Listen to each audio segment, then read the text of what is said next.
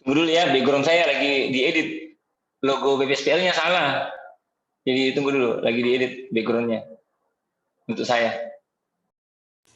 Iya, Kak. Tapi kalau sudah mau mulai, boleh, nggak apa-apa. Jadi untuk menunggu peserta yang lain, mungkin kita sapa-sapa dulu. Yang sempat join ada Nur Hikmah Rashid, ada Febiola Alben, ada dari Andi Mapit Cara, Asman Ali Akbar, Hanifah Purnawati, ada Kak Jallo, Kak Tahul yang ada di selayar, selamat bergabung. Ada Nani,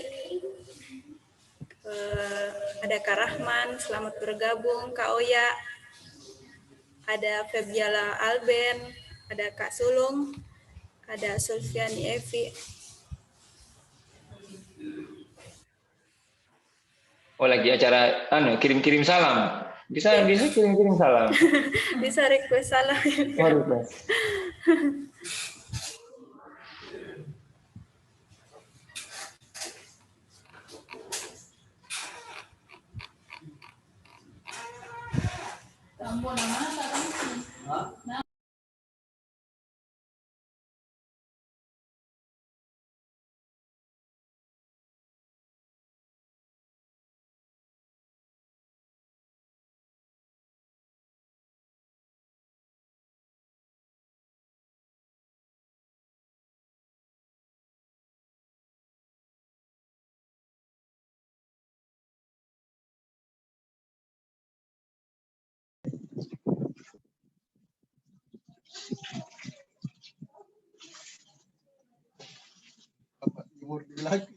Hamsir, backgroundmu tuh ganti-ganti Hamsir, nggak bagus belakangnya.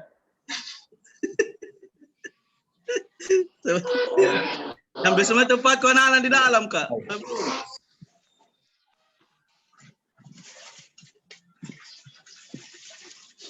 Lihat kematianmu, iya kan?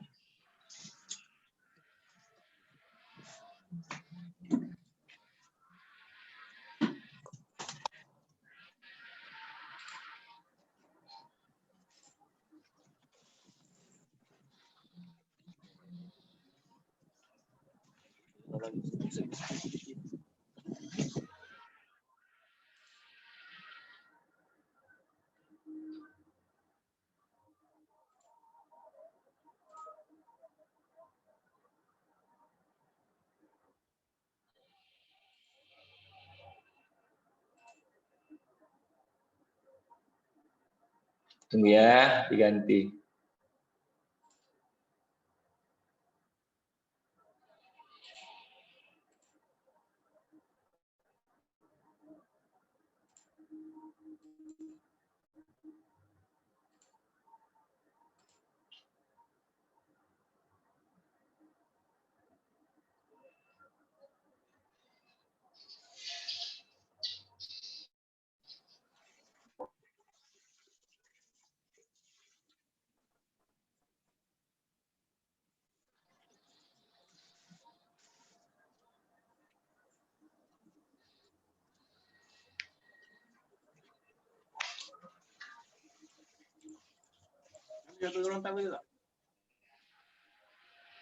Pak, tak mau.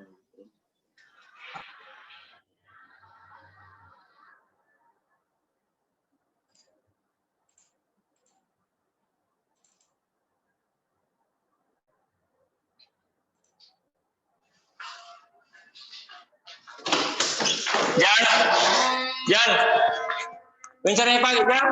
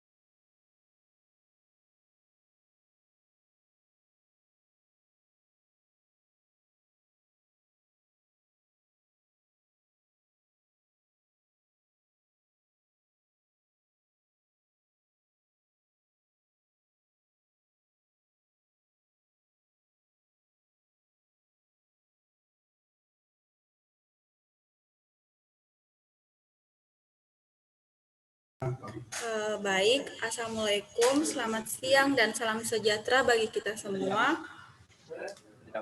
Pertama-tama saya mengucapkan puji dan syukur atas berkat Tuhan Yang Maha Esa, atas berkat rahmatnya FDC Unhas hari ini dapat melaksanakan webinar diskusi Laut 1 yang membahas mengenai Corson Conservation of Spermonde. Saya juga mengucapkan banyak terima kasih kepada para peserta webinar yang sempat hadir pada kegiatan kita kali ini. Tak lupa pula saya mengucapkan banyak terima kasih kepada Kakanda Muhammad Hamsir dan Kak Mardia Sultan selaku senior dari FDC Unhas dan Bapak Munandar Jaka Sukmana selaku Subkoordinator Pendana Gunaan dan Pelestarian BPSPL Makassar yang menyempatkan diri untuk bergabung dalam kegiatan ini guna untuk berbagi serta berdiskusi kepada kita semua mengenai kondisi terumbu karang di perairan Spermonde. Jadi untuk mengawali kegiatan kita kali ini, saya akan mempersilakan kepada Ketua Umum FDC Unhas untuk memberikan sepatah kata sekaligus membuka webinar diskusi Laut 1 ini. Kepada Kakanda Ambotuo, saya persilakan.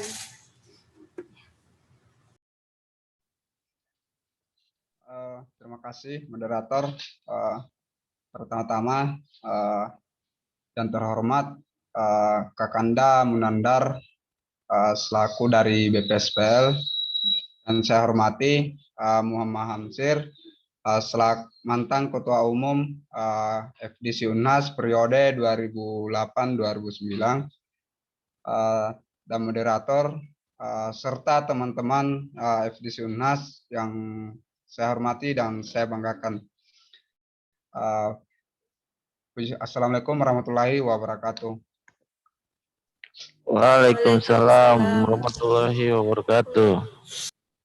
Pertama-tama puji syukur atas kehadirat Allah Subhanahu wa taala yang telah memberikan kita kesehatan dan kesempatan untuk hadir di diskusi kali ini walaupun secara virtual.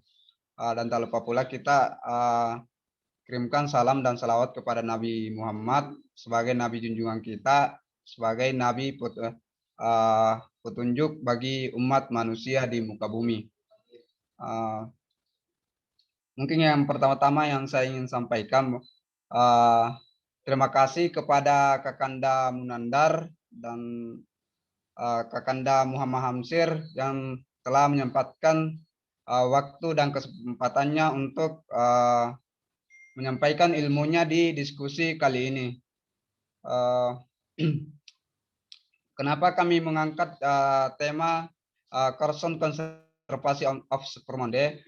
Dilihat di Kepulauan Spermonde memiliki banyak potensi yang bisa digali, namun kebanyakan nelayan-nelayan yang mengeksploitasi Kepulauan Spermonde, banyak dari mereka yang tidak cuma eksploitasi, namun konservasi itu kurang.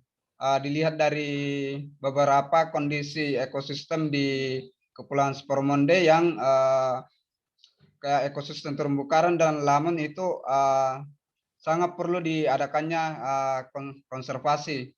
Mudah-mudahan dalam kegiatan ini Kakanda Munandar dan Muhammad Hamsir dapat memberikan kita pengetahuan dan informasi bagaimana cara-cara melakukan konservasi khususnya di Kepulauan Spermonde.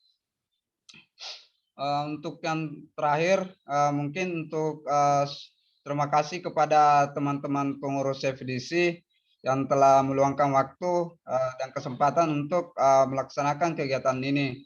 Mungkin cukup sekian penyampaian dari saya. Assalamualaikum warahmatullahi wabarakatuh. Salam WDA, waspada di Ranuraga. Saya kembalikan ke moderator. Waalaikumsalam warahmatullahi wabarakatuh. Ya, terima kasih saya ucapkan kepada Kak Ambotuo. Itulah tadi sambutan atau sepatah kata dari Ketua Umum FDC Unhas. Selanjutnya kita akan masuk dalam sesi foto bersama. Jadi untuk semua peserta webinar diharapkan untuk mengaktifkan videonya. Dan sesi foto ini akan dipimpin oleh saya sendiri.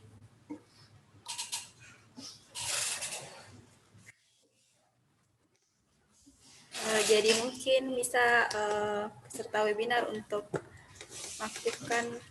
Halo Kak Ian, Kak Tahul, ada Kak Muhammad Rizal.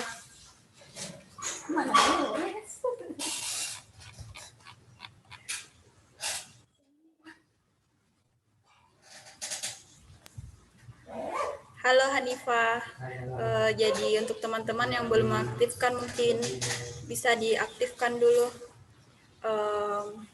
videonya untuk kita foto bersama.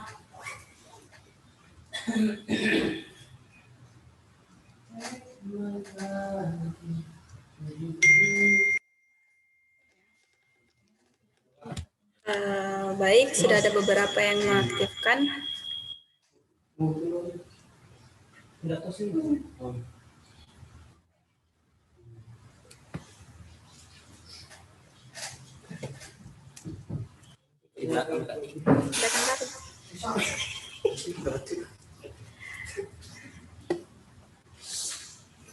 Baik, fotonya akan di screenshot dalam hitungan ketiga ya. 1, 3. oh belum Pak, belum. 1, 2, 3. Ya, sekali lagi untuk yang slide kedua. 1. Ya, mungkin kita tunggu dulu, ada beberapa teman yang mau masih mengaktifkan videonya. Ya. Dalam hitungan ketiga. 1, 2, 3. Ya, terima kasih untuk partisipasi teman-teman. Yang mau menonaktifkan kameranya mungkin sudah bisa. Baik, jadi webinar kita kali ini akan membahas mengenai Person Conservation of Spermonde atau yang biasa disebut sebagai daerah inti dari terumbu karang yang berada di perairan Spermonde. Jadi yang akan dibahas yaitu mengenai bagaimana kondisi terumbu karang yang ada di perairan Spermonde saat ini dan di mana sajakah wilayah yang termasuk dalam kategori wilayah inti ini untuk di perairan Spermonde. Langsung saja, pertama-tama saya persilakan kepada Kak Mardia Sultan selaku senior FDC Unhas yang membahas mengenai bagaimana kondisi terumbu karang dari beberapa wilayah di perairan Spermonde yang sempat atau telah didata oleh FDC Unhas itu sendiri. Kepada Kak Mardia Sultan, saya persilakan. Baik, terima kasih atas kesempatannya. Jadi FDC Unhas sendiri itu mempunyai program kerja tahunan yang namanya adalah Reef Check Day, di mana Reef Check Day ini merupakan salah satu program kerja yang dilaksanakan setiap tahun di Pulau Badi dan Pulau Sanane, di mana kita melakukan pendataan di transeknya FDC Unhas yang telah ditandai. Nah, untuk hasil dari Pulau Badi sendiri, data dari substratnya sendiri itu berfluktuasi. Akan tetapi sampai tahun 2019 ini datanya itu data substratnya itu terutama hard coralnya semakin menurun hingga 30%. Kemudian di Pulau Sanane sendiri untuk substratnya itu sama dengan kondisi Pulau Badi di mana kondisinya itu juga berfluktuasi, di mana pada tahun 2019 didata bahwa hard coralnya atau substrat dari yang telah didata hanya 27%. Kemudian untuk kondisi ikannya sendiri di Pulau Badi dan di Pulau Sanane, di Pulau Sanane kita biasa mendapatkan ikan butterfly fish atau ikan kepe-kepe, kemudian ikan snapper, grouper, dan parrot fish. Kemudian ada juga moray eel. Kemudian untuk data invertnya sendiri, yang paling sering ditemukan adalah kolektor urchin, giant clam, diadema, dan pencil urchin. Kemudian FDC Unhas juga telah melaksanakan kegiatan yang namanya Explore Spermonde, di mana Explore Spermonde ini telah dilaksanakan di 3 pulau. Pulau pertama itu ada di Pulau Barangcadi, kemudian pulau kedua itu ada di Pulau Lanjukang, dan pulau ketiga itu ada di Pulau Pajanekang yang baru-baru ini telah dilaksanakan pada Maret lalu. Untuk kondisi di Pulau Barangcadi sendiri, untuk data karangnya itu termasuk dalam kategori cukup baik, karena berada di kisaran persentase 30%. Akan tetapi di barang cadi ini ditemukan lumayan besar hingga 50% dead coral dan komponen abiotik lainnya seperti rubble, sand, dan batu. Kemudian untuk data invertnya sendiri didominasi oleh dari kelompok Echinodermata seperti si urchin dan Minkia levigata. Kemudian ada beberapa juga didapat Acanthaster planchi. Kemudian untuk data ikannya sendiri, ikannya itu didominasi oleh ikan mayor dari famili Pomacentridae. Kemudian untuk ikan targetnya sendiri didominasi dari famili Labridae. Kemudian ekspor spermonde kedua yang dilaksanakan di Pulau Lanjukang, kategorinya itu bisa dikatakan cukup baik hingga sangat baik karena persentasenya itu antara 29,24% hingga 75%. Adapun jenis karang atau kategori karang yang mendominasi pada Pulau Lanjukang yaitu coral branching dan coral massif dan coral mushroom. Kemudian untuk ikannya sendiri didominasi oleh ikan mayor, terutama dari famili Pomacentridae. Kemudian ikan targetnya itu kisaran presentasinya itu sekitar 9-40%, yang didominasi oleh famili Scaridae. Untuk invertnya sendiri, ada beberapa jenis yang ditemukan, terutama dari kelompok Bivalvia, kemudian ada dari spesies Acanthaster, kemudian ada Lynchia levigata, dan ada siput Trupella spp. Kemudian ekspor kemarin yang dilaksanakan pada bulan Maret lalu di Pulau Pajanekang, untuk kondisi karangnya sendiri termasuk dalam kategori cukup baik karena kisaran persentasenya itu berada di 39,83% hingga 48,73%, yang didominasi oleh kategori karang coral massif, coral encrusting, dan coral mushroom. Tapi nilai abiotik terutama rubble-nya cukup tinggi, yaitu 35,11%. Untuk ikannya sendiri itu didominasi oleh ikan mayor, terutama dari kelompok Pomacentridae. Cukup dari saya kembalikan kepada moderator. Terima kasih. Ya, terima kasih kepada Kak Mardia. Jadi itu tadi beberapa data yang sempat dipaparkan oleh Kak Mardia. Data tersebut adalah data yang sempat didata oleh FDC Unhas itu sendiri.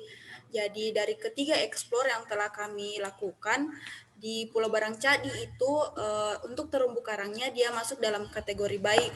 Untuk yang kedua, eksplor kedua di Pulau Lanjukang, kondisi terumbu karangnya juga itu masuk dalam kondisi karang yang cukup baik hingga sangat baik.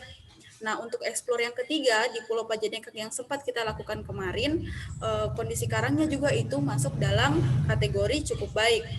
Nah, berdasarkan data tersebut, ada ketiga pulau yang dikategorikan sebagai yang terumbu karangnya dikategorikan sebagai kategori yang baik. Nah, selanjutnya kita akan mendengarkan perspektif dari Kakanda kita. Saya persilakan kepada Kakanda terhebat saya, yaitu Kakanda Muhammad Hamsir, yang akan menambahkan serta berbagi pengalaman bagaimana kondisi lapangan yang selama ini telah dilihat secara langsung oleh beliau. Kepada Kakanda saya persilakan. Ya, terima kasih pada saudara moderator. Kentara suara saya? Iya Kak, kedengaran. Ya, assalamualaikum warahmatullahi wabarakatuh. Salam sejahtera. Waalaikumsalam warahmatullahi wabarakatuh. Jadi terkait dikti yang didapat dari saya untuk diserahkan kepada saya dari adik-adik FDC Unhas terkait bagaimana kondisi terumbu karang yang ada di Spermonde sampai saat ini. Memang kondisi terumbu karang yang ada di Spermonde cukup memperhatikan. Mulai seperti kita ketahui sendiri, Kepulauan Spermonde ini tersebar dari mana Takalar sampai sampai ada di pulau-pulau kecil yang ada di Kabupaten Baru, di mana dari berdasarkan data yang saya miliki, jumlah pulau-pulau yang ada di Kepulauan Spermonde bertotal kurang lebih 121 pulau. Untuk kondisi terumbu karang sendiri yang sudah dipaparkan dari tim FDC Unhas, memang di beberapa perairan yang ada di Makassar, khususnya wilayah Makassar, itu kondisi terumbu karang yang ada sekarang itu sudah cukup sangat memprihatinkan, di mana kita mungkin yang sudah sering melakukan penyelaman seperti di Pulau Kodingarengkeke, kemudian Pulau Samalona yang menjadi daerah destinasi wisata andalan dari Kota Makassar, bisa dilihat hampir sebagian besar kondisi terumbu karang itu sudah mulai mengalami kerusakan yang cukup parah. Untuk berdasarkan data, saya juga belum bisa memaparkan secara rinci terkait data yang ada di Makassar. Tapi tahun 2016 saya sempat melakukan inventarisasi kerusakan. Ini merupakan program kegiatan yang dilakukan oleh Kementerian Lingkungan Hidup, di mana dia ingin menginventarisasi tingkat kerusakan terumbu karang yang ada di perairan Kalimantan, Sulawesi.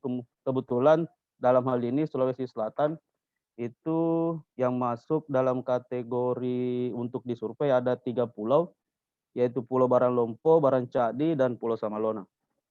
Berdasarkan data yang ada tahun 2016 tersebut, Baranglompo memiliki kondisi karang yang cukup buruk, begitupun Barancadi dan Pulau Samalona, di mana rata-rata persentase yang didapatkan pada saat tahun 2016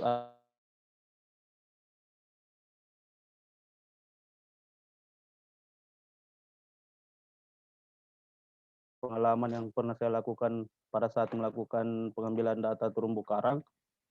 Di tahun 2018 itu salah satu kegiatan yang juga diinisiasi oleh pihak BPSPL Makassar.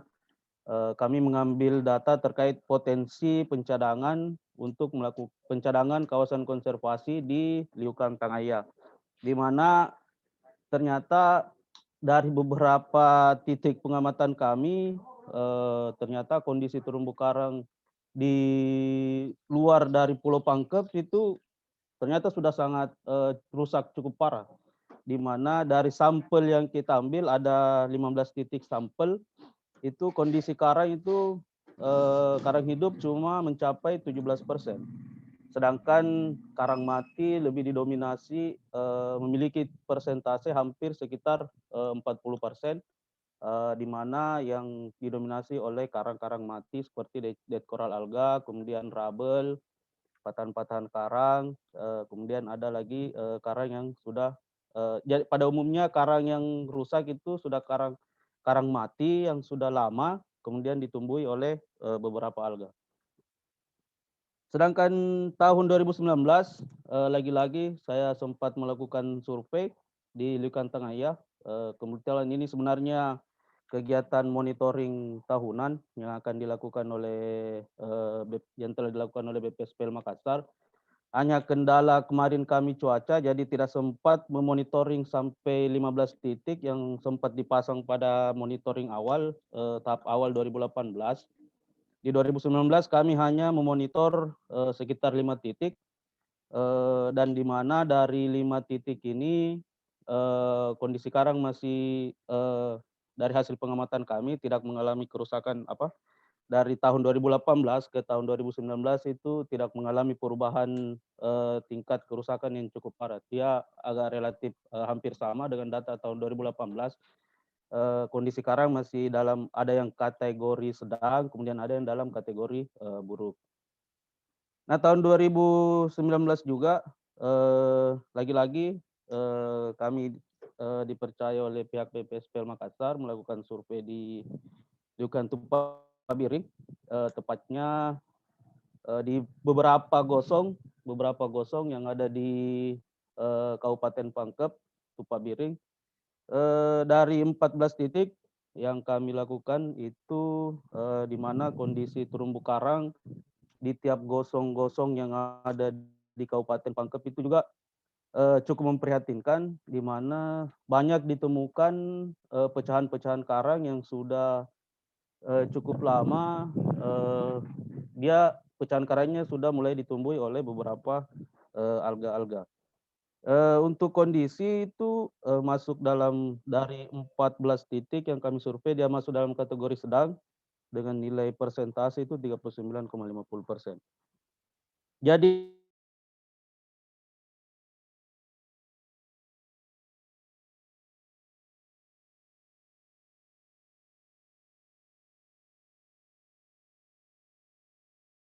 ini sudah sangat memprihatinkan di Kepulauan Spermonde.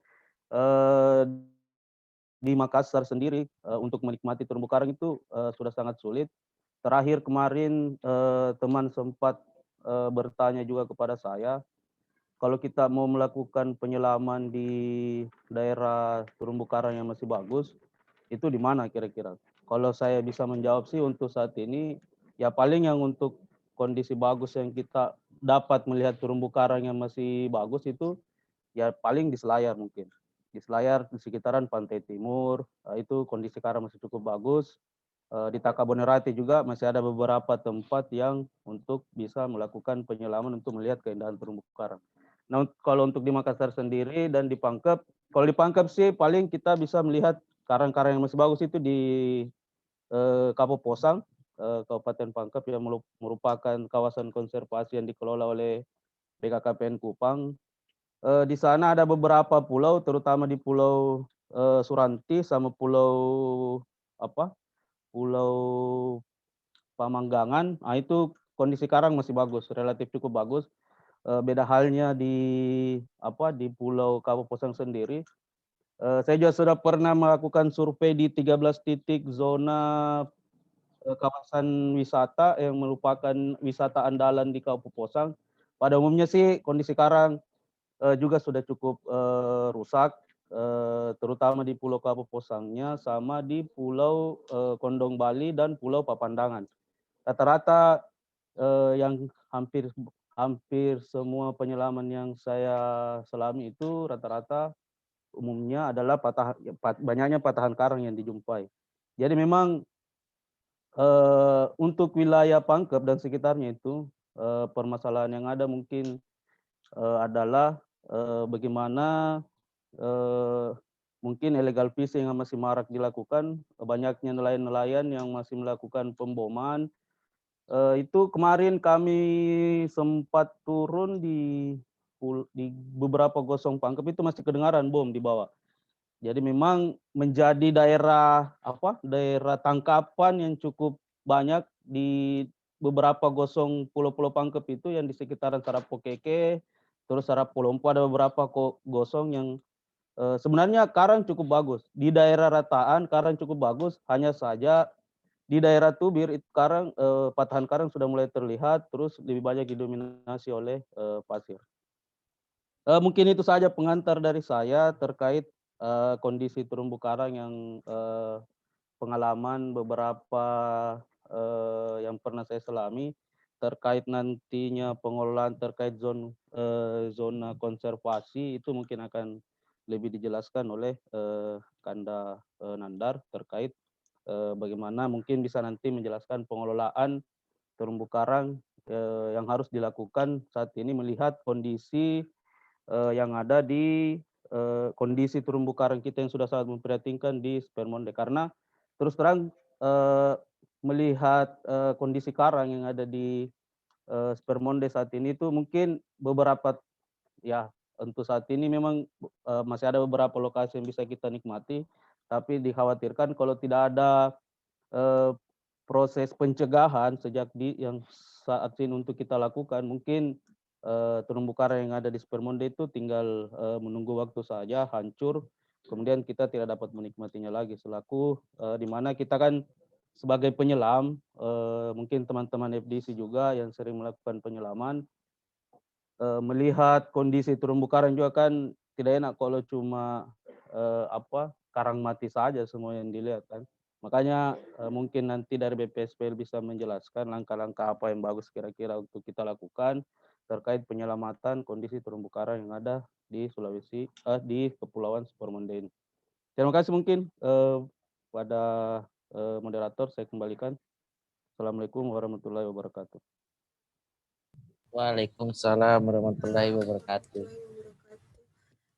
Jadi terima kasih untuk Kakanda Muhammad Hamsir. Jadi itu beberapa tadi yang sempat dipaparkan oleh kakak. Jadi berdasarkan pengalaman di tahun 2016 ada beberapa pulau yang dikategorikan sebagai kondisinya itu masuk ke dalam kondisi buruk. Ada barang lompoh, ada barang cadi, dan ada Samalona. Nah, untuk yang di tahun 2018 Pulau Liukang masuk ke dalam kategori buruk juga. Nah, di tahun 2019 dilakukan monitoring ulang. Hal ini tetap masuk dalam kategori yang buruk. Nah, kalau untuk di daerah Pangkep seperti yang disampaikan oleh kakak tadi, jadi masih ada ada Pulau Kapuposang yang dinilai masih berpotensi dalam kategori baik. Nah, sekarang kita akan membahas dengan Pak Munanjar di daerah mana saja Kak di perairan Supermonde itu yang bisa dikategorikan sebagai daerah inti, dan syarat-syarat apa yang diperlukan untuk mengkategorikan wilayah tersebut sebagai daerah inti. Nah, jadi langsung saja saya persilakan kepada Bapak Munandar Jaka Sukmana untuk menjelaskan kepada kita semua. Kepada Bapak saya persilakan. Ya, terima kasih Adik moderator sudah memberi kesempatan. Assalamualaikum warahmatullahi wabarakatuh dan selamat siang. Siang. Waalaikumsalam warahmatullahi wabarakatuh.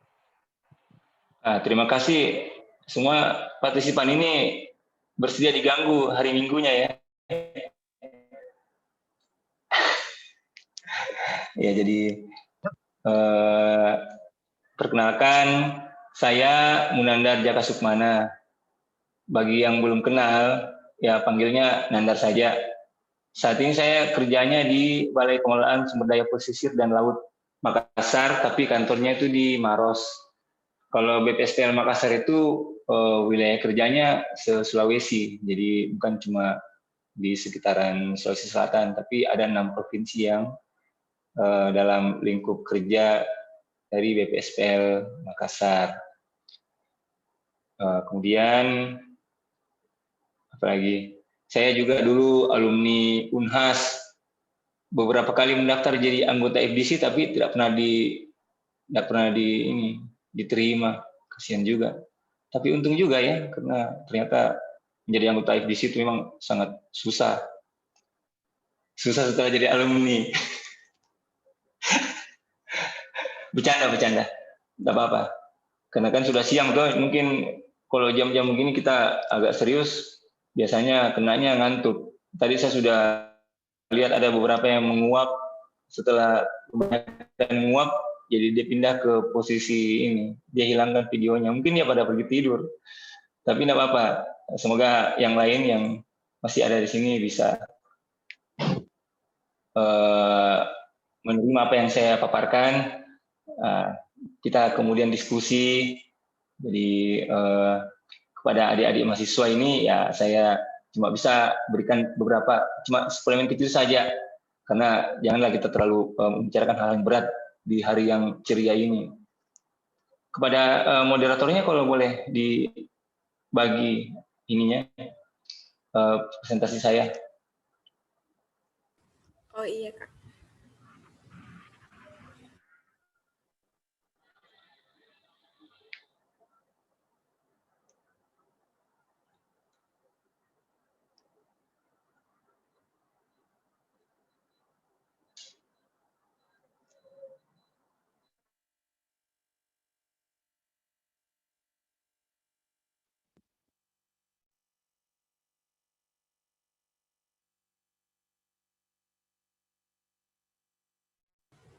Ya, jadi tampil nih Kak.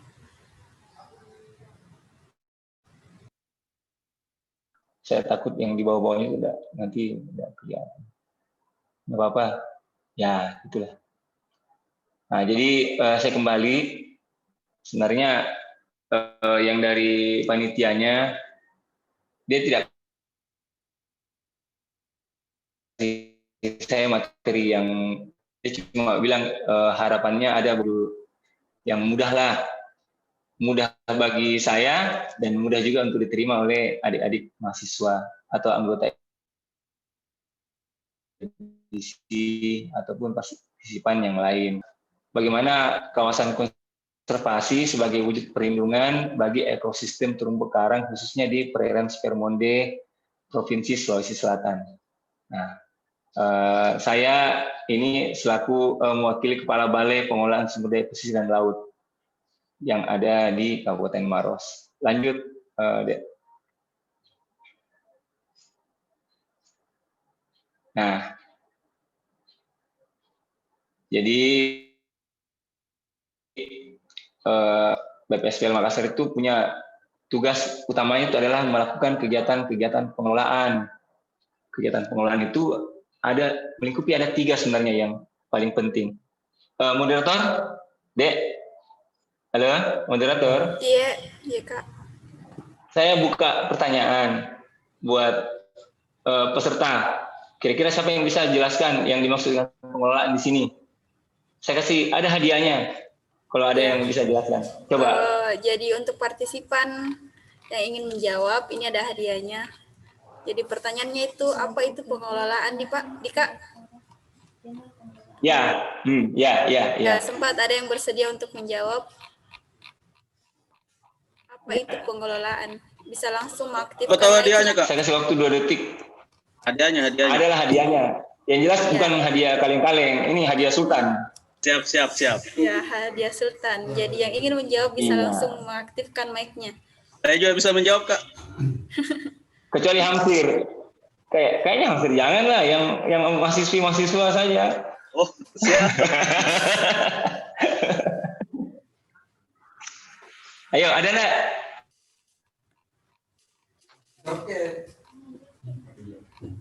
Jadi teman-teman yang ingin mendapatkan hadiah bisa langsung aktifkan mic-nya. Jadi pertanyaannya itu, apa itu pengelolaan? Ya, untuk semua peserta ini ya. Tidak ada? Diperuntukkan untuk semua peserta. Tidak ada ya? Oke. Aduh.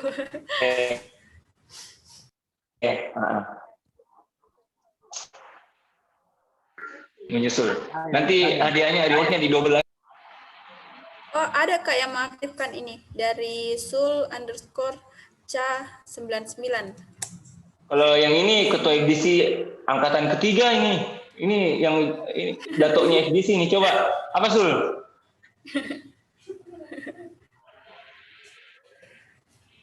Apa jawabannya? Ada enggak? Silakan. Nah, dia cuma numpang mic saja tadi berarti. Oke. Lanjut saja ya. Jadi yang dimaksud dengan pengolahan di sini itu ada 3, yaitu kita mengupayakan perlindungan, kemudian kita juga melakukan kegiatan pelestarian, tapi tetap juga melakukan pemanfaatan. Jadi pengolahan itu bukan hanya kita melindungi apa sumber daya yang ada, tapi kita juga berusaha tetap melakukan kegiatan-kegiatan pemanfaatan, tapi secara berkelanjutan. Artinya kita selalu menyiapkan sumber daya itu bukan hanya dimanfaatkan saat ini, tapi bisa juga digunakan oleh generasi selanjutnya. Lanjut, Dek.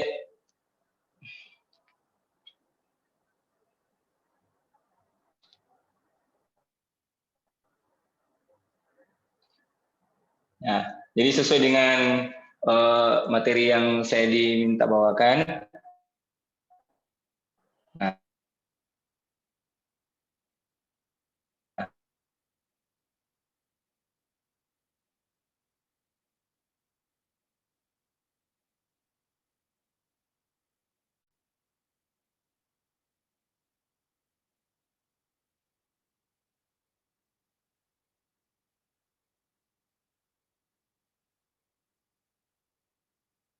keberadaan terumbu karang itu memberikan manfaat yang langsung dan yang tidak langsung. Kalau secara biofisik, dia itu merupakan habitat bagi biota-biota perairan dan sumber daya perairan yang bernilai ekonomi tinggi. Lanjut ya.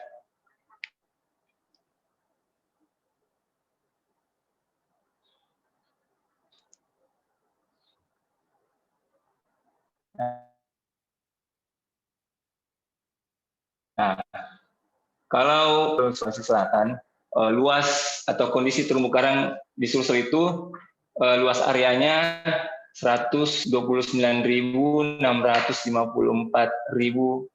hektar. Dengan komposisi yaitu kondisi yang baik itu masih ada 60%, kemudian yang sedang itu 22%, dan yang rusak itu 16,9%. Jadi ini di luar yang tadi disampaikan oleh Kanda Hamsir, karena saya hanya mengambil data yang ada dari dokumen rencana zonasi yang disusun oleh pemerintah Provinsi Sulawesi Selatan. Ini kondisi terumbu karang se-Sulawesi Selatan ya, bukan yang di Spermonde. Lanjut deh.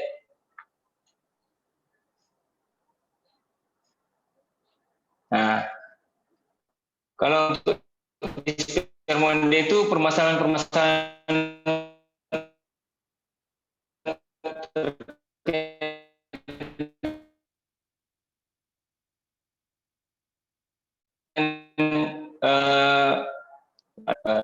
karena seperti yang tadi Kanda Hamsir bilang bahwa kegiatan penangkapan ikan yang rusak dan ilegal itu masih banyak, dan kita juga terenyuh kalau sudah dihadapkan oleh masalah perut. Kalau nelayan yang kita tangkap itu kemudian bilang ya cuma ini yang dia bisa lakukan untuk menghidupi keluarganya, ya kita agak ini juga riskan juga untuk menangkap. Kemudian terkait dengan pengolahan terumbu karang di Spermonde, proses penetapan dalam kawasan konservasi itu progresnya masih lambat. Jadi pemerintah itu sebenarnya salah satu solusi terkait dengan pengolahan terumbu karang itu adalah membuat atau menetapkan kawasan-kawasan perlindungan atau kawasan konservasi. Namun ternyata progresnya itu cukup lambat karena mungkin dianggap ini bukan sesuatu yang urgent pada saat ini, bukan sesuatu yang penting. Kemudian yang tiga, kualitas sumber daya manusia di wilayah pulau itu masih cukup rendah. Jadi skillnya masih hanya seputaran menangkap ikan, belum ada kemampuan yang lain atau pengetahuan yang lain, sehingga untuk diarahkan mengubah pencarian itu masih agak susah. Kemudian yang ketiga, seperti yang di Hamsir sampaikan tadi, Spermonde itu wilayah pengolahannya itu cukup luas, mulai dari Kabupaten Takalar hingga di Kabupaten Baru. Cuma saya tadi coba nanya ke Hamsir, apakah memang Lukang Tengah yang masuk dalam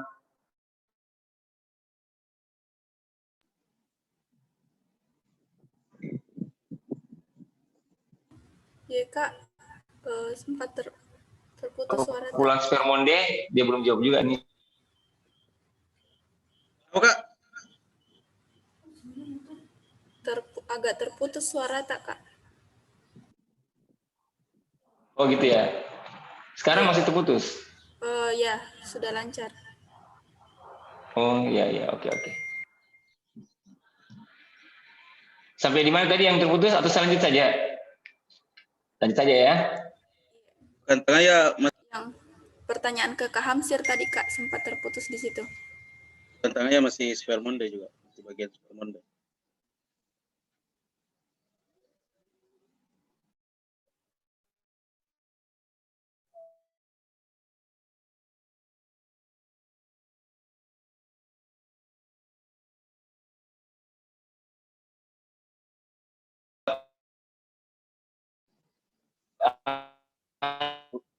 Terus jaringan Kak. Masih Sebelumnya sudah bilang sebelum ya, saya angkat tangan lah karena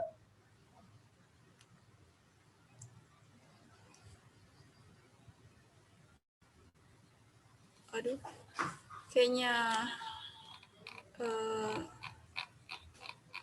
kakaknya keluar ini, terkendala jaringan. Oh iya, sudah join kembali Kak.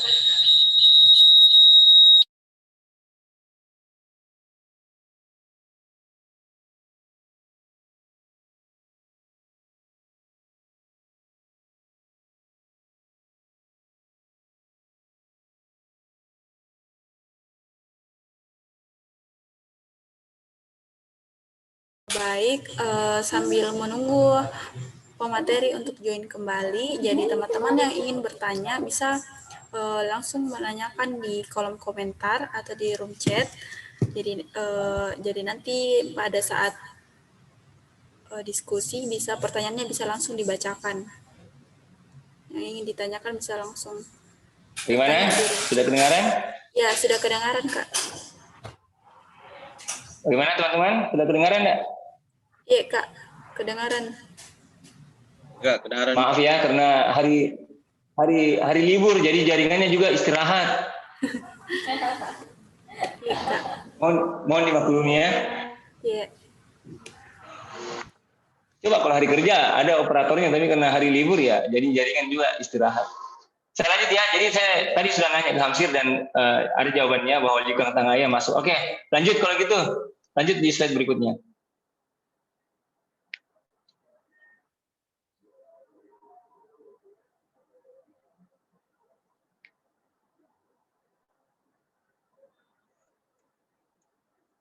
Nah, untuk ekosistem terumbu karang, kalau kita mau melakukan upaya-upaya konservasi, upaya perlindungan, sebenarnya dulu di tahun-tahun 2000-an itu ada yang dinamakan daerah perlindungan laut. Nah, ada zaman-zamannya Coremak, Kormet. Nah, itu di banyak pulau atau desa-desa itu diarahkan untuk membuat daerah-daerah perlindungan laut dengan mengambil area larang ambil itu seputar daerah-daerah terumbu karang. Jadi harapannya DPL itu sebagai apa namanya? Apa istilahnya itu Hamsir, yang di situ daerah yang bagus kemudian dia bisa mengeluarkan dari tempat itu ke lingkungannya sekitarnya. Saya lupa apa bahasa Inggrisnya. Tapi jelas ya harapannya Bahasa Inggris. Saya juga tidak terlalu paham bahasa Inggris. Oke. Kalau gitu kita yang jelas DPL itu dijadikan sebagai area larang ambil dan dikelola oleh masyarakat lokal, sehingga harapannya daerah larang ambil itu sebagai sumber kekayaan yang bisa spill over, dia yang menjadi sumber untuk sumber daya hayati di daerah sekitarnya. Nah, di tahun-tahun berikutnya daerah perlindungan laut itu dikembangkan menjadi kawasan konservasi. Jadi kalau kawasan konservasi ini bukan cuma bukan hanya menjadikan daerah itu sebagai larang ambil, tapi ada juga daerah untuk dimanfaatkan secara terbatas dan juga daerah untuk kegiatan rehabilitasi dan semacamnya. Nah, gitu. Jadi ada sedikit perubahan dari namanya daerah perlindungan laut menjadi kawasan konservasi. Nah, kalau menurut Peraturan Menteri Kelautan tahun 2020 nomor 31 tentang pengelolaan kawasan konservasi itu adalah kawasan yang memiliki ciri khas tertentu sebagai satu kesatuan ekosistem yang dilindungi, dilestarikan, dan dimanfaatkan secara berkelanjutan. Lanjut deh. Nah, ini. Jadi kalau kita mau menentukan sebuah kawasan, apakah daerah itu bisa jadi kawasan konservasi, ini ada beberapa kriterianya. Silakan teman-teman lihat sendiri ya, karena ini ada 6 poin, kalau tidak salah ya dibacalah sambil nanti kalau ada yang mau ditanyakan. Yang jelas dia memiliki nilai kepentingan yang tinggi dari segi untuk pengembangan wisata atau secara ekologi memiliki peran penting dalam lingkungan perairan tersebut. Misalkan dia menjadi habitat untuk biota-biota yang dilindungi atau biota yang sudah hampir punah, nah, itu layak untuk dijadikan kawasan konservasi. Lanjut ya.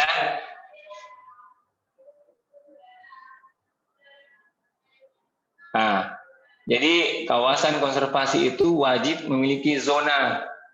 Ada 3 zona minimal yang ada dalam kawasan konservasi. Pertama, ada zona intinya. Nah, ini yang seperti DPL tadi. Jadi, zona inti ini yang ditujukan untuk perlindungan mutlak dan tidak boleh ada kegiatan di situ.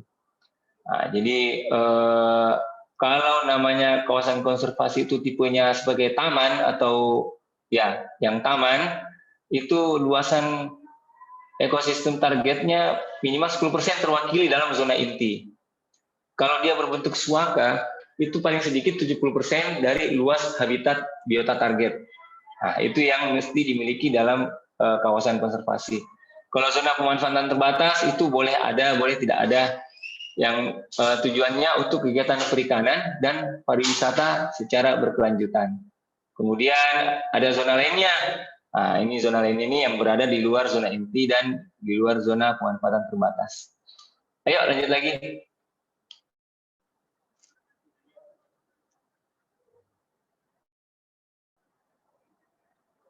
Kabar ya kalau suara saya terputus lagi karena di sini bilangnya internet unstable. Iya, Kak. Nah, kita beralih ke lingkup yang agak kecil. Ya, terkait dengan Kepulauan Spermonde. Jadi kalau Spermonde itu ya seperti yang Hamsir bilang tadi, mulai dari Makassar hingga mulai dari Takalar hingga Kabupaten Baru. Ada 121 pulau dengan keragaman terumbu karang yang cukup tinggi. Nah, sehingga dan dia masuk dalam segitiga terumbu karang dunia. Kemudian kawasan konservasi yang sudah ada yang telah ditetapkan dan berada di Kepulauan Spermonde itu ada satu, yaitu Taman Wisata Perairan Kapuposang. Sudah banyak yang pernah pergi di Kapuposang. Coba angkat tangan yang sudah pernah ke Kapuposang. Saya lihat juga. Ada, sudah banyak yang pergi selain Hamsir? Saya Kak mau.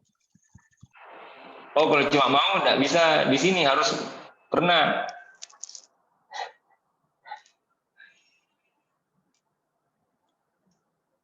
Oh, jadi masih kurang ya yang ke Kapuposang, padahal ya kalau menurut saya itu salah satu daerah yang masih cukup terjaga kondisi terumbu karangnya dan memang masih layak sebagai spot diving yang cukup baik. Meskipun saya belum pernah juga nyelam di situ, karena memang saya belum pintar nyelam. Oke, lanjut lagi. Nah, ini riwayatnya si Kapuposang itu. Jadi sebenarnya Kapuposang itu merupakan peralihan kewenangan dari Kementerian Kehutanan dulu.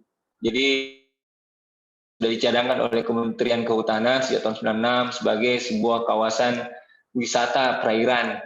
Nah, kemudian setelah dialihkan ke Kementerian Kelautan Perikanan, berdasarkan keputusan Menteri tahun 2014, dijadikanlah sebagai Taman Wisata Perairan Kapuposang.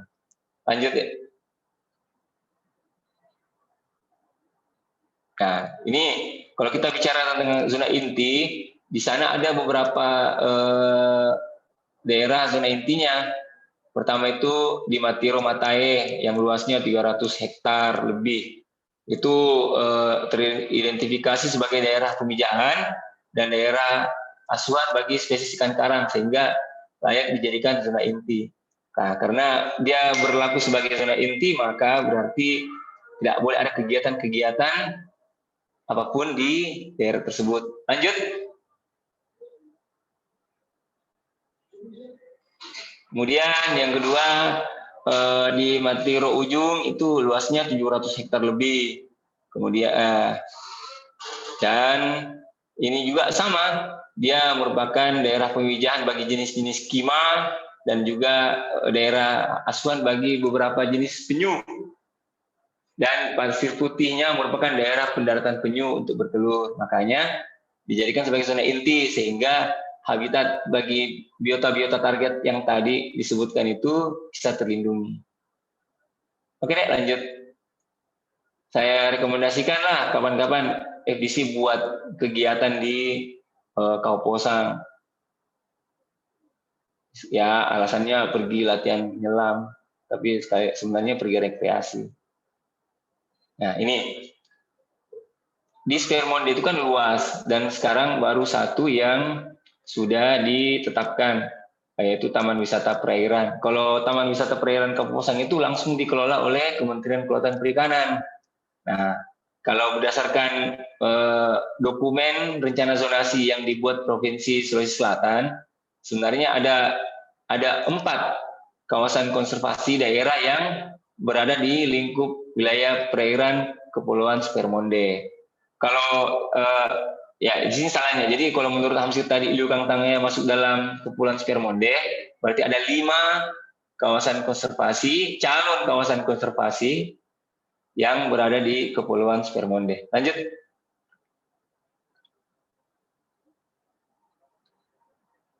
Lanjut. Masih lengkap tampilannya.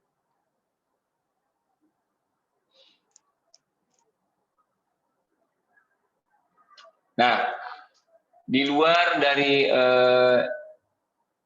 kembali dulu, terlalu semangat moderatornya.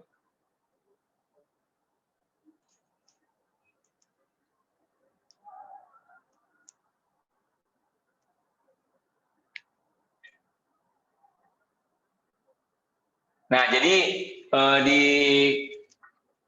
di Spermonde itu ada 5 calon kawasan konservasi. Kawasan konservasi ini semuanya masih dalam tahapan untuk progres penetapan, yang seperti yang saya sampaikan di awal tadi, bahwa salah satu permasalahan pengelolaan terumbu karang di Spermonde yaitu tadi upaya-upaya untuk membuat kawasan konservasi masih sangat lambat. Jadi dari 5 kawasan konservasi daerah yang kita canangkan atau kita mau jadikan di Spermonde itu, mau buat di Spermonde, baru 2 yang masuk dalam tahapan pencadangan, artinya sudah pernah dilakukan survei, dibuatkan rencana zonasi untuk pengelolaan dan sebagainya. Yang lainnya itu masih berada di atas kertas, belum ada tindak lanjutnya. Seperti itu. Jadi ini contohnya Liukang Tupabiring di Pangkep, kemudian apalagi lanjut deh, Panikiang itu di Baru. Kalau Pulau Panikiang itu ekosistem targetnya itu adalah mangrove. Kemudian Pulau Lanjukang itu di Makassar, di Kota Makassar ya. Nah, itu belum ada kelanjutannya, masih betul-betul di atas kertas lah namanya. Tanah Kaki juga demikian, belum ada tindak lanjut untuk tahapan penetapannya. Nah, kalau Liukang Tupabiring kita sebenarnya ini adalah usulan dan telah dilakukan beberapa upaya penetapan baik dari pihak Pemda Kabupaten sejak tahun 2010 kemarin maupun dari Pemprov Sulawesi Selatan. Baik ya, jadi mungkin itu yang bisa saya sampaikan sebagai suplemen, ringan-ringan saja. Harapannya dari apa yang saya sampaikan ini mungkin adik-adik ada yang mau ditanyakan atau ada yang mau disampaikan, masukan, sehingga kami dari BPSPL Makassar bisa kedepannya bisa bekerja lebih baik lagi di Spermonde misalkan. Terima kasih moderator. Assalamualaikum warahmatullahi wabarakatuh. Waalaikumsalam warahmatullahi wabarakatuh. Jadi terima kasih Kak untuk materi yang telah dibawakan. Sekarang kita akan masuk dalam sesi diskusi. Jadi yang ingin bertanya bisa langsung chat di room chat atau raise hand dan bicara secara langsung. Jadi Kak, di sini ada pertanyaan dari Irwansyah Kudu-Kudu. Nah, pertanyaannya itu, kalau kita lihat permasalahan terumbu karang tadi masih masalah-masalah yang klasik, maksudnya masalah ini sudah lama terjadi. Sudah banyak program kerja namun masih saja menjadi suatu masalah. Apakah memang tidak ada target pencapaian untuk menyelesaikan masalah ini secara kuantitatif? Ataukah memang masalah ini menjadi suatu dinamika yang selalu mengalami perubahan? Nah, kalau masalah ini menjadi dinamika, artinya perlu ada strategi adaptasi untuk menghadapi perubahan atau dinamika tersebut. Nah, strategi apa saja yang perlu untuk dilakukan?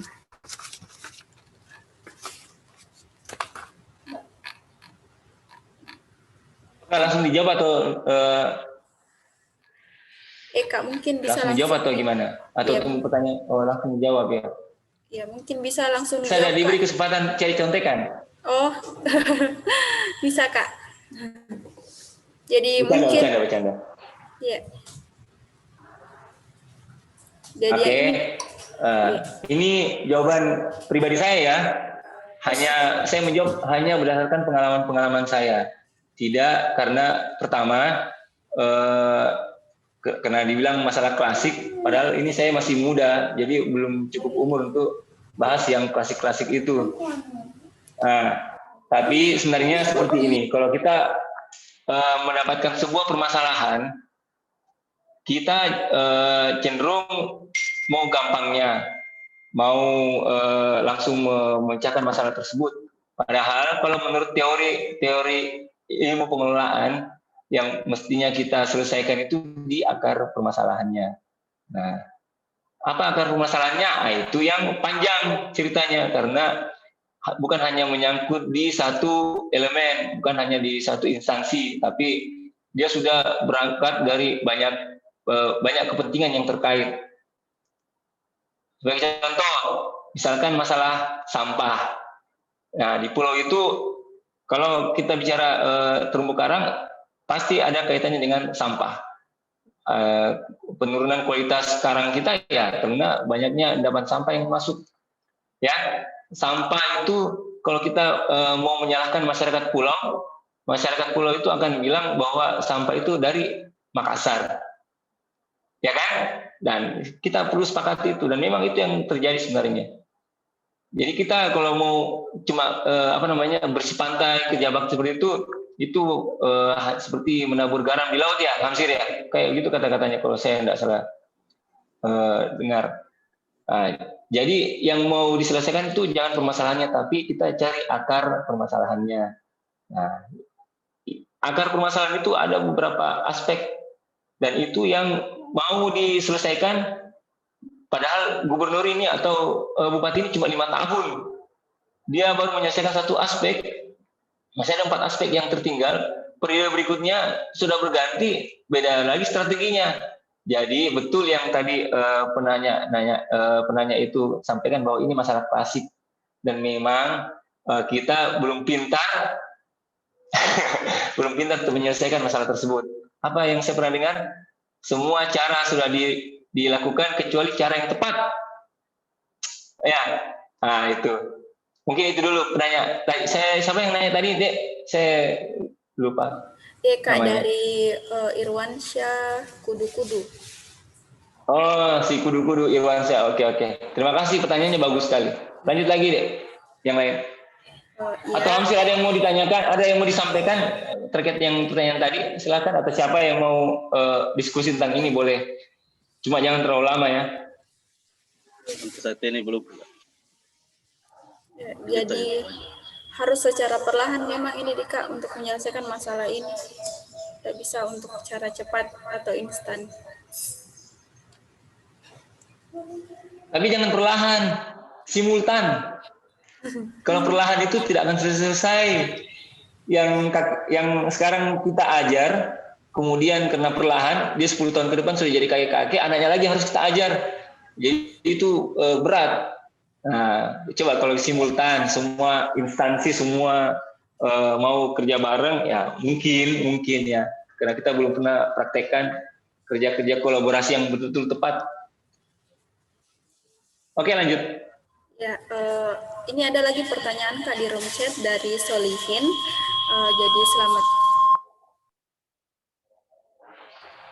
Jadi selamat siang. TWP Kapoposang sebagai salah satu KKP yang telah establis sudah pasti memberi dampak terhadap mata pencarian masyarakat lokal yang terdampak.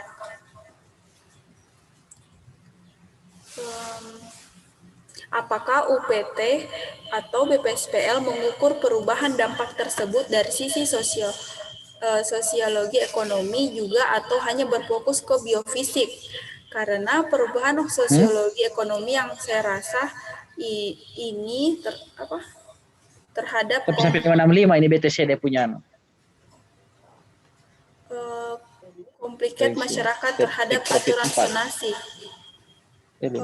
Ya mungkin dari Solihin bisa memperjelas pertanyaannya ini agak. Apakah UPT atau BPSPL mengukur perubahan dampak tersebut dari sisi sosioekonomi juga atau hanya berfokus ke biofisik? Karena perubahan sosioekonomi saya rasa ini inline terhadap komplikat masyarakat terhadap aturan zonasi.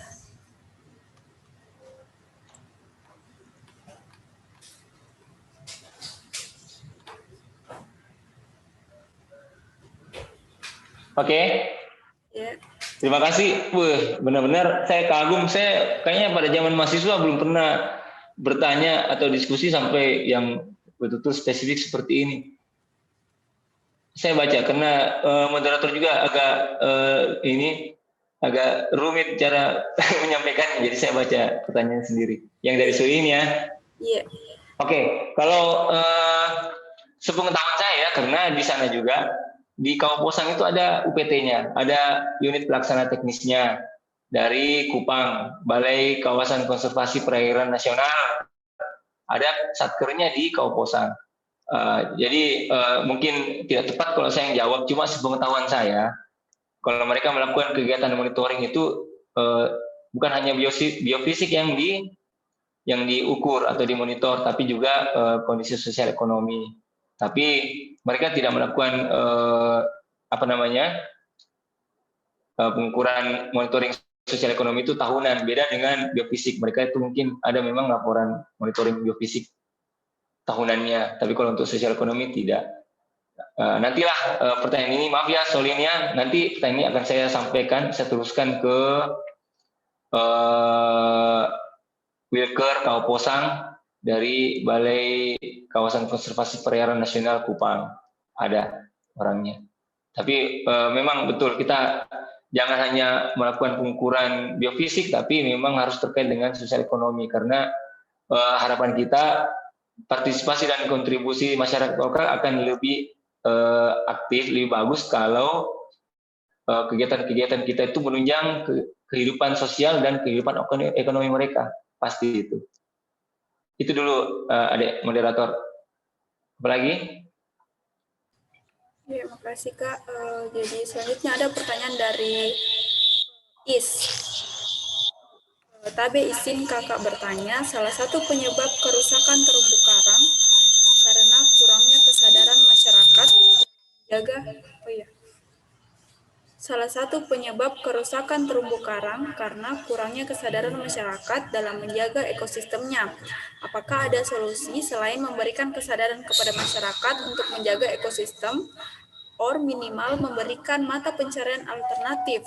Apakah ini juga menjadi tanggung jawab BPSPL juga? Pertanyaan kedua, apakah dari pihak BPSPL, terutama di daerah Maros or Pangkep, pada saat melakukan kegiatan pemantauan terumbu karang, bolehkah orang luar ikut dalam kegiatan tersebut? Jadi mungkin ini pihak dari IS ini ingin ikut dalam kegiatan pemantauan terumbu karang yang dilakukan oleh BPSPL.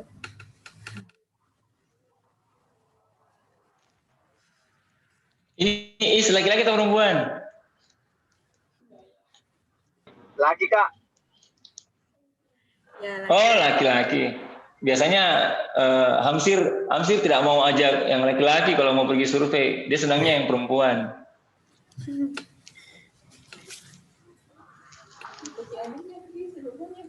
Ya, jadi memang betul kita tahu bahwa sampai saat ini masyarakat itu masih kurang kesadarannya. Bukan ya, mungkin hanya beberapa, tapi yang beberapa itu yang betul-betul merusak. Yang tadi Hamsir sudah sampaikan dan paparkan, mereka lagi di laut kemudian dengar bunyi bom, dan itu memang masih sering, masih ada. sebut saja lah pulau, mungkin yang di Pulau Karandang itu masih ada yang Bisa di Pangkep. Nah, memang kita kalau mau menyadarkan masyarakat ya harus menyiapkan tamengnya, artinya ya kalau larang kita mengerjakan ini, tapi hanya sampai situ. Padahal kita ini kan mau makan. Apa yang bisa kami lakukan? Nah, kemudian kita coba gini, mancing. Mancing itu, ini kita 1 kali ngebom ini sama dengan seminggu kita mancing. Yang mana praktis, mana lebih efektif? Ya, pastilah mereka maunya ngebom. Karena kalau dari hasil pendapatan memancing itu sedikit.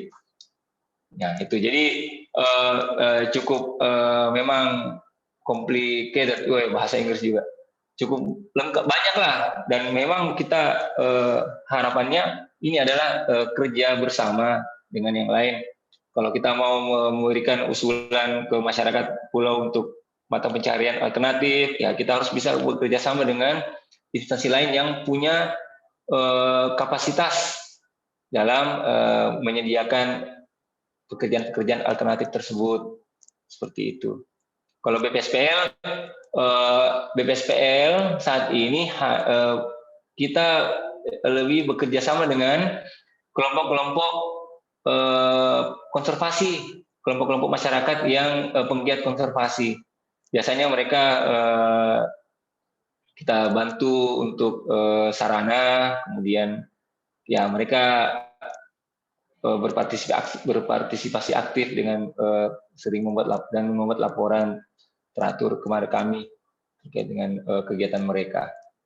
Jadi kalau untuk yang kegiatan pemantauan, apakah orang luar biasa ikut? Ya biasanya kami tanyalah Hamsir, biasanya kami kerja dengan Hamsir. Atau kita kerja dengan kelompok-kelompok yang tadi, kelompok-kelompok penggiat konservasi. Lanjut lagi, Dek. Apa lagi? Mungkin Kak Hamsir mau menambahkan sedikit. Kalau ada kegiatan pemantauan bisa dipanggil. Ya, selama memang memiliki kemampuan ya tidak masalah, kita panggil. Terkait memang saya mungkin sedikit memberikan tambahan juga terkait ada beberapa tadi pertanyaan. Dari segi pengelolaan terumbu karang, jadi mungkin nanti include juga saya jawab sedikit juga kan, terkait ada beberapa juga pertanyaan saya lihat nanti akan include masuk dari beberapa pertanyaan itu. Pengolahan terumbu karang di Supermonde memang saat ini yang seperti yang dipertanyakan oleh Kakanda Irwansyah dari Kudu-Kudu Diving Club memang menjadi masalah klasik sih.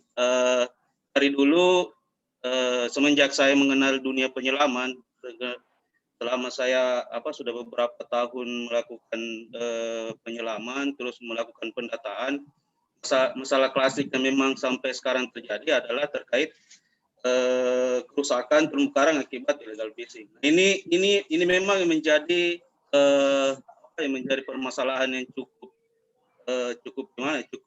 rumit untuk diselesaikan. Memang yang seperti dibahasakan oleh Kanda Nandar tadi, memang harus ada beberapa instansi yang kemudian harus kolaborasi yang cukup bagus. Tapi beberapa tahun belakangan ini saya melihat dari KDK Pangkep, kalau saya tidak salah, memang sudah beberapa kali melakukan pengawasan terkait di beberapa perairan Kabupaten Pangkep. Memang sering ada beberapa yang ditangkap, nelayan-nelayan beberapa yang ditangkap terkait illegal fishing. Kemudian saya rasa ini sudah menjadi apresiasi tersendiri untuk beberapa instansi. Kapolres Pusang juga sudah beberapa kali ada beberapa pelanggaran-pelanggaran yang kemudian bisa dilakukan pencegahan terkait kerusakan-kerusakan tersebut. Memang kalau dari saya sisi pribadi untuk melakukan pengelolaan terumbu karang yang ada di Kabupaten Pangkep ini, khususnya Supermonde, memang cukup pertama luas kawasannya yang terlalu luas perairan, di mana mulai dari Kabupaten Pangkep sendiri itu sampai ke perbatasan Sumba sana, untuk melakukan pengawasan kan pasti butuh anggaran yang cukup besar, dan mungkin Ini yang menjadi faktor kendala juga, salah satu kendala. Memang harus sering-sering kita mungkin harus dikolaborasikan dengan baik antara instansi-instansi yang memang fokus ke daerah pengelolaan.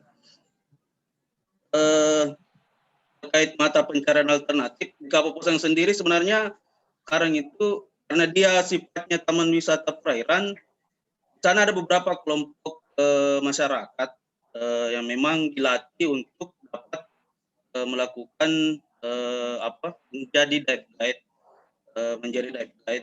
Ada beberapa teman di sana. Jadi ini bisa menjadi salah satu mata pencarian alternatif buat teman-teman di Kapuposang, karena kamu setidaknya ada pemasukan dari masyarakat untuk jika ada tamu yang ingin melakukan penyelaman, itu dilibatkan masyarakat setempat untuk menjadi dive guide di Kabupaten itu sendiri. Ini tuh moderator yang bisa saya tambahkan sedikit lah dari diskusi. Ya, terima kasih ke atas jawabannya. Jadi kita melangkah ke pertanyaan selanjutnya dari Kakanda Sulung.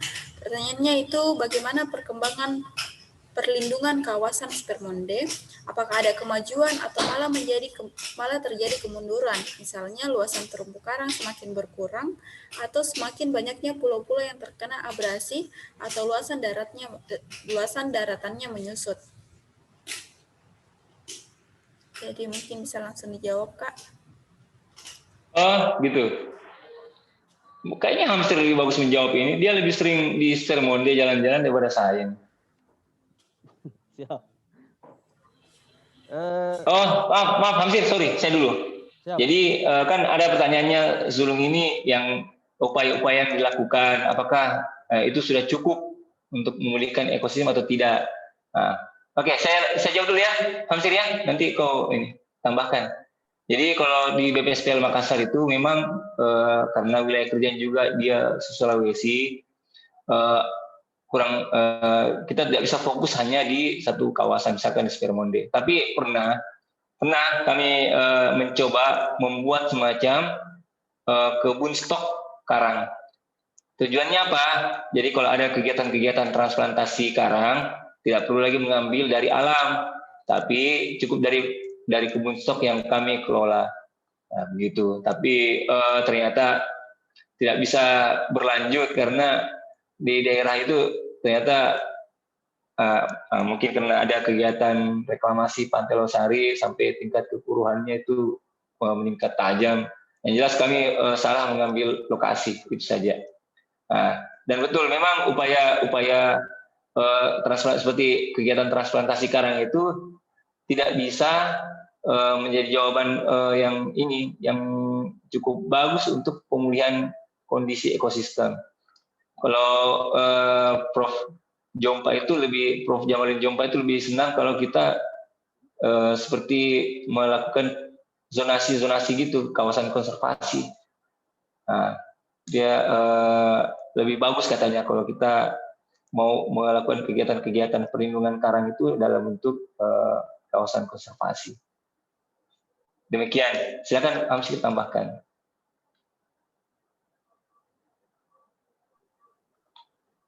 Ya, jadi pertanyaan Saudara Sulung, bagaimana perkembangan perlindungan kawasan Spermonde? Apakah ada kemajuan atau malah terjadi kemunduran? Terkait ini mungkin masalah kemajuan atau kemunduran, sejarahnya sendiri sih di kawasan Spermonde dulu kan memang yang namanya kan dulu DPL, Daerah Perlindungan Laut. Untuk wilayah Makassar itu dia yang masuk daerah perlindungan laut, kalau saya tidak salah ingat adalah Pulau Bonetambung, Lanjukang, Langkai. Yang kemudian sekarang itu dia dalam RZWP3K Sulawesi Selatan, Pemprov, itu dijadikan sebagai kawasan konservasi, pencadangan kawasan konservasi pulau-pulau kecil. Terkait luasan terumbu karang yang semakin berkurang atau kalau terkait luasan saya belum bisa memberikan gambaran pasti terkait berkurang atau tidak, Tapi berdasarkan pengalaman di Bone Tambung, 2000 pertama kali saya jadi mahasiswa itu 2006-2007 melakukan praktek lapan di Bone Tambung. Itu masih di sekeliling pulau di bagian depan masih terdapat terumbu karang. Pada saat survei di tahun 2011 itu karang sudah mulai rusak sehingga pulau mengalami abrasi. Dari sisi ini sih berarti mungkin bisa bisa dijadikan, saya tidak bisa memastikan pasti apakah terjadi penurunan keluasan, tapi bisa jadi memang luasan terumbu karang yang ada di Kota Makassar itu memang sudah mulai berkurang terkait karena memang sudah banyak kondisi yang sudah mulai rusak parah. Itu mungkin terkait pertanyaan dari Saudara Sulung. Jadi banyaknya pulau-pulau yang terkena abrasi, sepengetahuan saya untuk wilayah Makassar sih Bone Tambung yang terkena abrasi sama Kodengering Keke, entahlah itu mengalami abrasi atau tidak, tapi dari dari pengamatan saya dari kalau Kodengering Keke itu cuma pasirnya yang berpindah tiap musim. Dia berpindah ke timur, kemudian kadang pindah ke barat. Hanya butuh penelitian lebih lanjut lagi terkait itu, apakah memang betul-betul beberapa pulau yang ada di Spermonde ini mengalami abrasi atau tidak. Itu mungkin tambahan saya, Pak Moderator. Ya, terima kasih Kak atas jawabannya. Jadi mungkin kita akan lanjut ke pertanyaan terakhir dari diskusi laut kita satu ini. Pertanyaan dari Kak Sul Caidir. Jadi pertanyaannya itu izin bertanya Kanda Nandar yang tampan permanen terkait pengelolaan terumbu karang.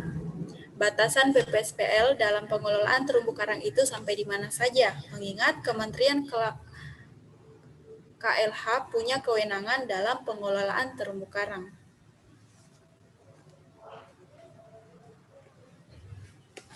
Mungkin bisa langsung dijawab, Kak.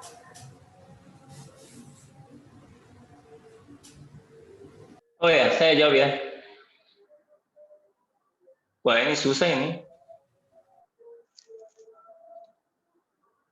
Ya, jadi buat Kanda Sulhaidir yang tidak pernah tampan sampai sekarang,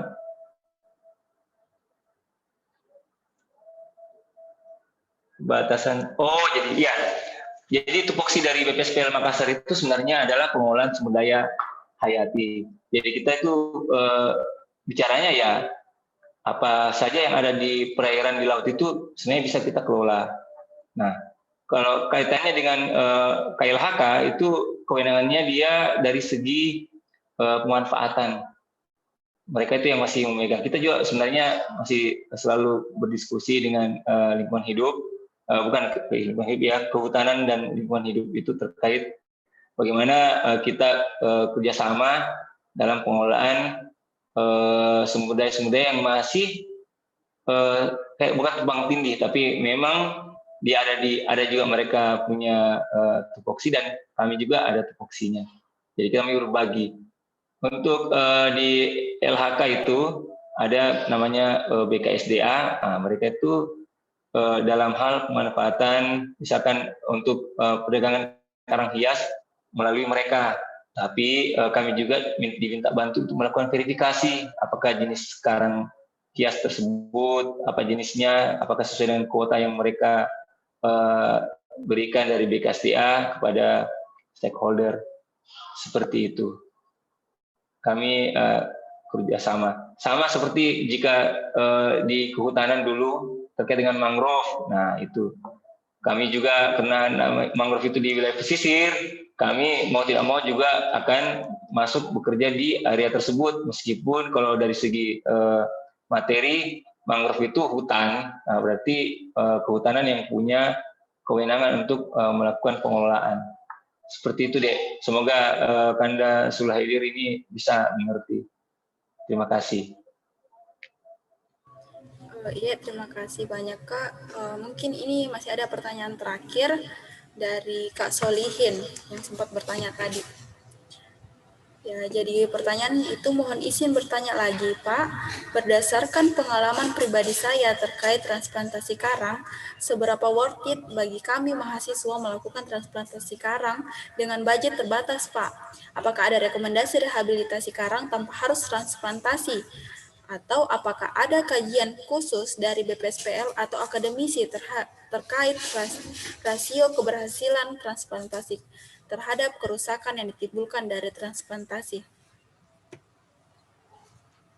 Jadi, wah ini pertanyaan yang sangat susah ini, Solihin ini.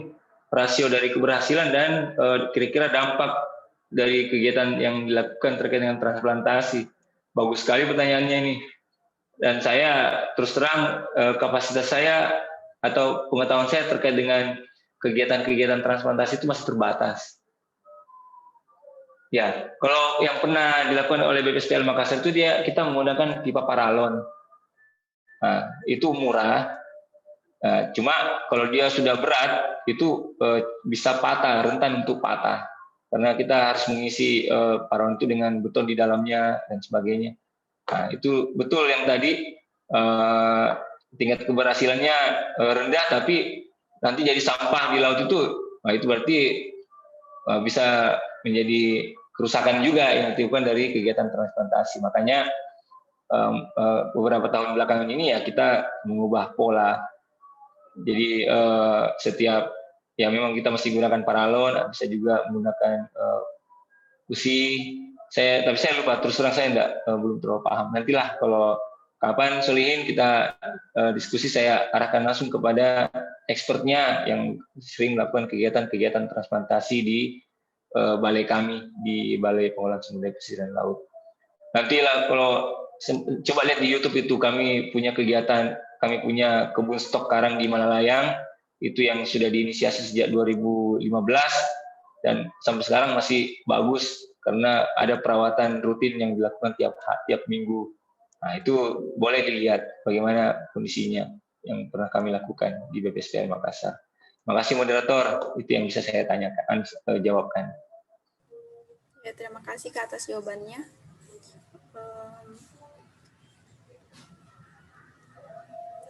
Mungkin itu adalah pertanyaan terakhir untuk sesi diskusi kita pada hari ini. Jadi saya ucapkan banyak terima kasih atas partisipasi teman-teman, kepada Kakak Mardia Sultan, kepada Kak Muhammad Hamsir, dan kepada Kak Munandar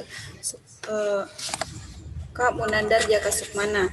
Jadi terima kasih untuk info dan sharingnya yang sangat bermanfaat untuk kita saat ini, mengingat kita yang berada di Makassar ini sangat dekat dengan perairan Spermonde ini.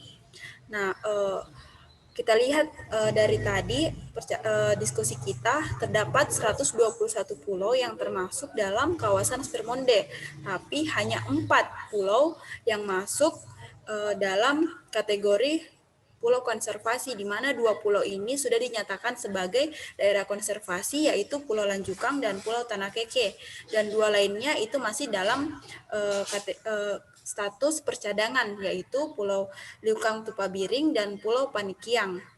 Semoga dari sharing ini, dari diskusi ini, kita bisa lebih peduli dan bisa lebih menumbuhkan rasa dan sikap untuk membantu dan mewujudkan terumbu karang yang lebih baik ke depannya, terutama di wilayah perairan Spermonde ini. Demikian diskusi Laut 1 ini. Saya mengucapkan banyak terima kasih kepada Kak Mardia Sultan, kepada Kak Muhammad Hamsir, dan kepada Kak Munandar Jaka Sukmana yang menyempatkan hadir dan berbagi sharing kepada kita semua. Tak lupa pula saya mengucapkan banyak terima kasih kepada para peserta yang sempat hadir dalam kegiatan kita kali ini dan sempat berpartisipasi untuk memberikan pertanyaan. Semoga ilmu yang kita dapatkan pada hari ini bisa bermanfaat bagi kita semua. Demikian webinar kali ini, kurang dan lebihnya mohon dimaafkan. Saya akhiri, wassalamualaikum warahmatullahi wabarakatuh, dan selamat siang untuk kita semua. Waalaikumsalam. Kasul Haidir. Waalaikumsalam warahmatullahi wabarakatuh. Warahmatullah. Kasul. Ya, jadi untuk peserta yang sempat hadir mungkin bisa mengisi link absen yang telah disebarkan. Minal aidin wal faizin, Kasul. Kasul. Kehamsir J. Siapa itu? Panitia itu boleh minta itu kirim nomor rekeningnya ke Suhaidir itu, mumpung ada dia hadir di sini. Dia itu yang kelas-kelas sultannya FDC itu, coba Ambo tuh itu, mumpung ada seniormu tuh, kirim nomor rekeningnya ke situ. Kasul. Jangan cuma senyum-senyum. Iya. Kasul. Kasihan itu kalau Sul tidak tidak dikirimkan. Tutup tabung di bawah air. Oke teman-teman ya, saya pamit ya. Nanti lagi kita ketemu ya. Terima kasih banyak undangannya. Assalamualaikum. Waalaikumsalam. Ya. Nanti lagi kita ketemu di Maros. Di belakang di warung. Oke.